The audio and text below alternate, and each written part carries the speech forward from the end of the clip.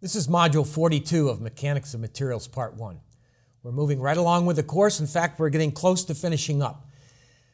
Today's topic is to look at nonlinear behavior and plasticity. And so the learning outcomes are to describe the idealized elastoplastic material assumption and to also develop an expression for the displacement of a prismatic bar subjected to axial centric load in the elastic region. And so early in the course, we came up with this stress-strain diagram. This was a typical stress-strain diagram for a ductile material like steel. We had an elastic region, and then we had a plastic region and some strain hardening. The idealized elastoplastic assumption will be that we have a linear elastic portion of my graph, and then it goes perfectly plastic the rest of the way.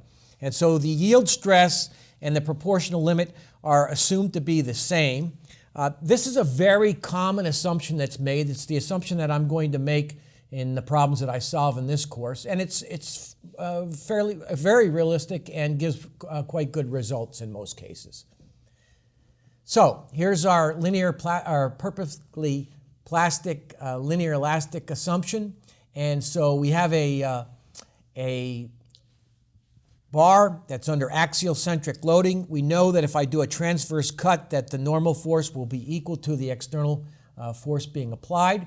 And we define normal stress as the force per unit area perpendicular to the cut surface, and the normal strain is elongation per unit length.